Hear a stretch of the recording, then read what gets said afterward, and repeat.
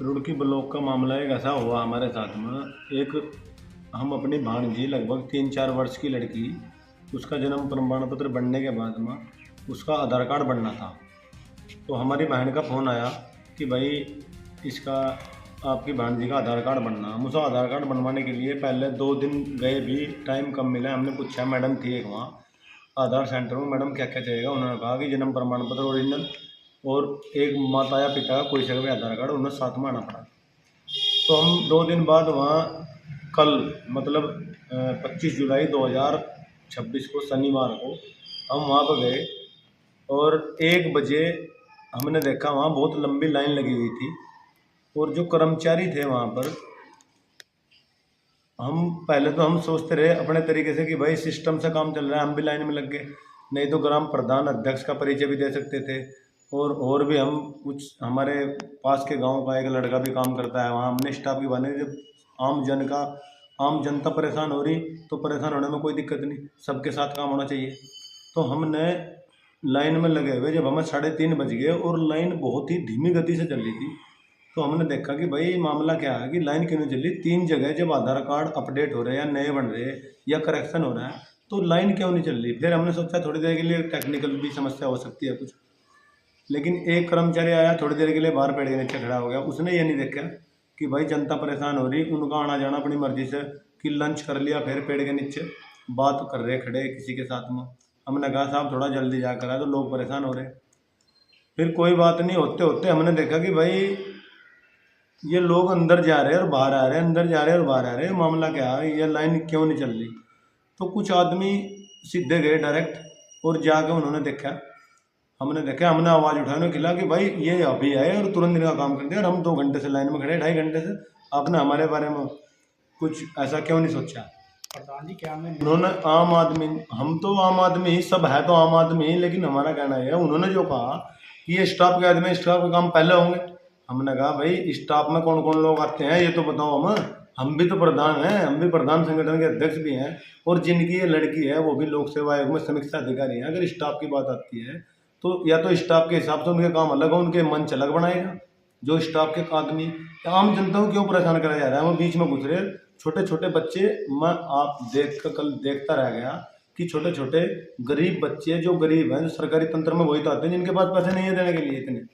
वो आए, उनके पास चप्पल भी नहीं है, भरी दोपहर में धूप में खड़े, और थोड़ा सा आगे को धूप से बचने के लिए कमरे की तरफ को थोड़ा लोग हुए, तो उन्होंने गार्ड के माध्यम से, कर्मचारी है एक लड़का सबसे आगे ही बैठा, आधार कार्ड जो बना रहा था, उसने गार्ड होगा, गार्ड ने पूरी धमकी दी, पीछे हटिए, आगे मत जाइए। हमने कहा साहब धूप आ रही पीछे, ये बच्चे, महिलाएं, बुजुर्ग परेशान हो रहे, आप थोड़ा सा, जब आपको छाँव चाहिए तो इन्हें भी छाँव चाहिए, या तो यहाँ व्यवस्था कराओ कुछ। सरकार से ऐसी व्यवस्था होनी चाहिए कि भाई परेशान क्यों, धूप में क्यों खड़े लोग, जब आपके यहाँ डेली काम चल रहा है आधार कार्ड बनने का। तो ये कोई नई बात तो है नहीं आज की कि भाई ये नए आधार कार्ड आज ही बनने शुरू हुए। तो उन्होंने जवाब दिया कि जो गार्ड था वो अपने आप को डीएम से भी ऊपर मान रहा था कुछ। उसने जवाब दिया कि ज़्यादा बोल रहे हो तुम, ज़्यादा नेतागिरी कर रहे हो, अगर ज़्यादा होशियारी दिखाते हो तो कहीं और जाके बनवा लीजिए, भारत सरकार से बोलिए। मतलब बड़ा दुख हुआ इस बात को सुनकर कि भारत सरकार से जुड़ा हुआ व्यक्ति, जो भारत सरकार से वेतन प्राप्त कर अपना घर चला रहा है, वो भारत सरकार के कार्यों पर उंगली उठाने की कोशिश कर रहा है। हमें बड़ा दुख हुआ। तो हमने कुछ नहीं कहा, फिर हमने पत्रकार लोगों के माध्यम से बातचीत की, तो हमने मन ये बनाया कि अगर ऐसा चलता रहा तो आम जनता की तो बिल्कुल सुनाई नहीं होगी। अगर उनके खिलाफ कार्रवाई नहीं हुई या उन्हें सख्त निर्देश नहीं दिए गए, ऐसा व्यवहार क्यों करते हैं, या तो खिड़की बनाओ कि सब बाहर से ही खड़े होंगे, तो खिड़की के माध्यम से ही ऐसा काम होना चाहिए। तो मेरा कहने का मतलब ये है कि आप लोगों के माध्यम से अपनी बात को जिलाधिकारी महोदय, शासन और उच्चाधिकारी और प्रशासन तक ये बात जानी चाहिए कि धरातल पर क्या हो रहा है।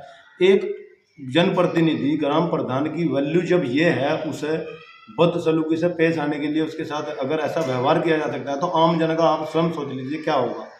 तो मेरा अनुरोध पत्रकार बंधुओं से आपसे यही है कि आप लोग इस मामले को बहुत ही मजबूती से और उठाएं और जिलाधिकारी महोदय से मिलें। और हमने एक प्रधान संगठन के अध्यक्ष होने के नाते पूरे प्रधान संगठन में रोष है इस चीज़ का। हमने एक ज्ञापन देने का भी, जो हमारी सलाह हुई है, सब एक सुझाव आया है प्रधान जी का कि उप जिलाधिकारी रुड़की को, ज्वाइंट मजिस्ट्रेट साहब को ज्ञापन दें, इनके माध्यम से जिलाधिकारी महोदय तक ज्ञापन जाए और जो अव्यवहारिक लोग हैं, जो अव्यवहारिक तरीके से गरीब आदमियों के साथ में, आम जनों के साथ में ऐसा व्यवहार करते हैं, उनके खिलाफ कार्रवाई हो।